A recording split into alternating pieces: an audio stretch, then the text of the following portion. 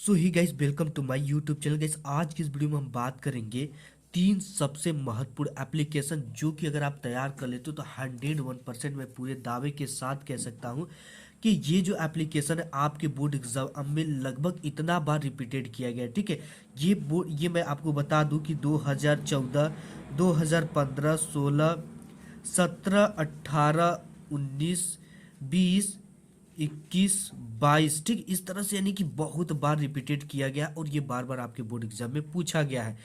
तो ये जो एप्लीकेशन काफ़ी इंपॉर्टेंट है, आप इसको आज ही तैयार कर लेते हो तो आपका बोर्ड एग्जाम में 4 मार्क्स जो है बिल्कुल पक्का हो जाएगा। ठीक है, तो 4 मार्क्स के लिए आपको 3 एप्लीकेशन की जरूरत पड़ेगी। वो एप्लीकेशन आज के इस वीडियो में आपको मिल जाएगी। ठीक है, तो सबसे पहला जो एप्लीकेशन हम वीडियो में देखेंगे वो है write an application to the principal of your college requesting him to grant you leave to attend the marriage ceremony of your sister. यानी कि अपने विद्यालय के प्रधानाध्यापक को एक प्रार्थना पत्र लिखे। ठीक है, अपने विद्यालय की, योर कॉलेज यानी कि अपने विद्यालय, या आप इसको बड़ा विद्यालय होता है कॉलेज यानी, तो अपने विद्यालय के प्रधानाध्यापक को, प्रिंसिपल यानी प्रधानाध्यापक को एक प्रार्थना पत्र लिखिए जिसमें क्या अनुरोध किया गया हो, marriage ceremony of your sister, अपने बहन के विवाह समारोह में शामिल होने के लिए अनुरोध करें कि छुट्टी मांगे, अनुरोध करके। ठीक है, तो यही है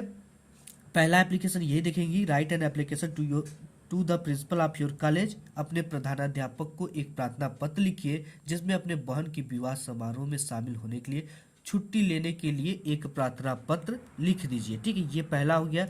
इसके बाद जो दूसरा एप्लीकेशन देखेंगे वो है आपका यहाँ पे write an application to your games teacher for arranging regular evening games in the college.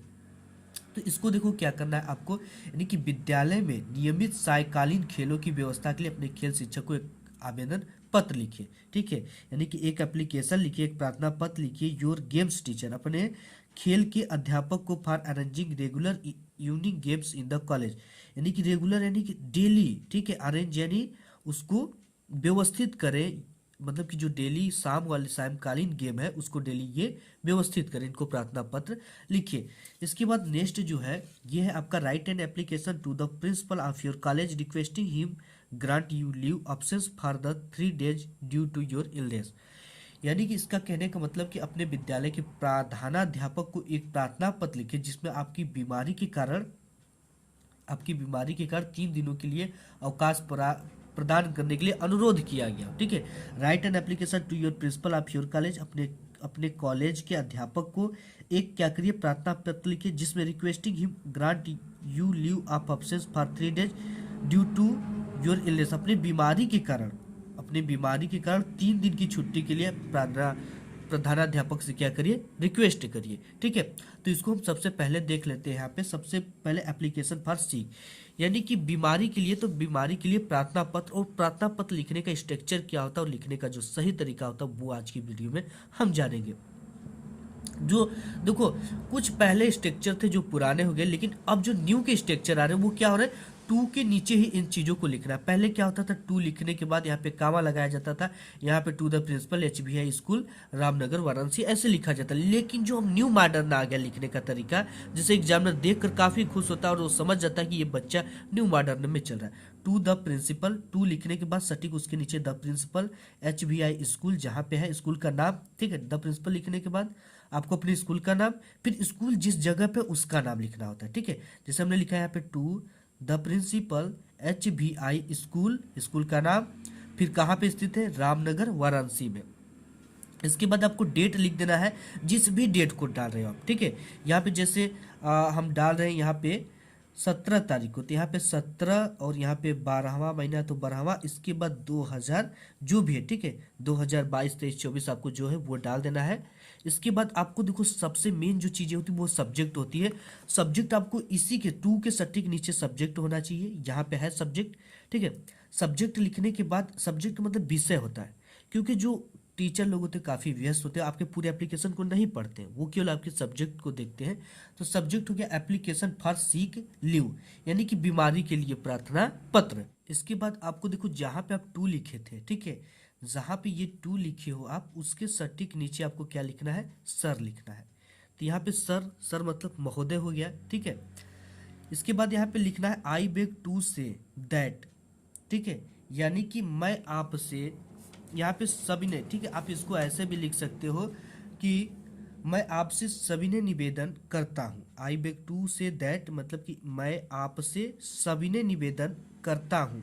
कहता हूँ मत लिखिए, करता हूँ, ठीक है, करता हूँ। I have been suffering from fever since last night, इसके लिए आपको लिखना है मुझे कल रात से, आई हैव, आई का मतलब मुझे, ठीक है, मुझे suffering from fever since last, यानी कल रात से बुखार आ रहा है, ठीक है। मुझे, आई मतलब मुझे, have been suffering from fever since last यानी अंतिम रात, ठीक है, मुझे कल रात से बुखार आ रहा है। सफरिंग फ्रॉम फीवर मतलब बुखार आ रहा है। तो यहाँ पे हो गया मैं आपसे सविनय निवेदन करता हूँ कि I have been suffering from fever since last, मुझे कल रात से बुखार, सफरिंग मतलब कल रात से बुखार आ रही है, फीवर मतलब बुखार आ रही है, लास्ट नाइट, ठीक है, अंतिम रात से। So I can not attend the class, मैं कक्षा में उपस्थित नहीं हो सकता, ठीक है। Kindly grant me leave for 2 days, कृपया मुझे 2 दिन का अवकाश प्रदान करने की कृपा करें, ठीक है। काइंडली मतलब कृपया, grant me leave for 2 days, मुझे 2 दिन का अवकाश प्रदान करने की कृपया करें, ठीक है। इस चीज को आप समझ सकते हो सर से। फिर से यहाँ से सर यानी महोदय, I beg to say that, ठीक है, मैं आपसे सविनय निवेदन करता हूँ, I have been suffering from fever since last night, मुझे कल रात से, सिंस लास्ट नाइट मतलब कल रात से बुखार, सफरिंग फ्रॉम फीवर मतलब बुखार आ रहा है। So I can not attend the class, मैं क्लास में उपस्थित नहीं हो सकता। Kindly grant me leave for 2 days, कृपया करके मुझे 2 दिन का अवकाश प्रदान करें। योर ओबेडियंटली, आपका आज्ञाकारी, ठीक है, योर ओबेडियंटली, आपका आज्ञाकारी। नेम, आपका जो भी, इसमें नाम एग्जाम में नहीं लिखा जाता है, यहाँ पे आपको XYZ इस तरह से लिख देना है। और क्लास जो भी हो, आप 12th में हो तो 12th लिख देना है, 10th में हो तो 10th लिख देना है, ठीक है। जो भी हो क्लास में आपको यहाँ पे लिख देना है। इस तरह से आपको एप्लीकेशन लिख देना है। इसके बाद देखो यहाँ पे मैंने फर्स्ट एप्लीकेशन की तो बात कर लिया, इस एलनेस वाली की, और ये 2 एप्लीकेशन जो है हमारे प्लेलिस्ट पर अवेलेबल है, वहाँ से आप जाकर इन दोनों को देख सकते हो। तो आज की वीडियो में बस इतना ही, मिलूंगा एक नेक्स्ट वीडियो में, तब तक के लिए धन्यवाद।